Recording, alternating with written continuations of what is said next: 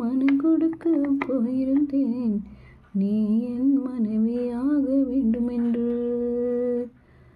ஆண்டு பல காத்திருக்க வேண்டுமென்று அவன் சொன்னான், ஆயுள் வரை காத்திருப்பேன் என்று நானும் சொல்லி வந்தேன்.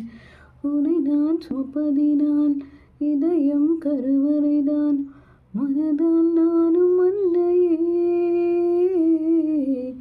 மறைவேன் என்று உன்னையே. என்னை படைத்த அந்த தெய்வம், என்னை சுமந்த அந்த தெய்வம், இவை ரெண்டும் கண்ணில் உன்னை பார்க்கிறேன். பருவங்கள் ஓடி போகும், உருவங்கள் மாறி போகும், உன் மீது கொண்ட காதல் உயிரையும் தாண்டி வாழும்.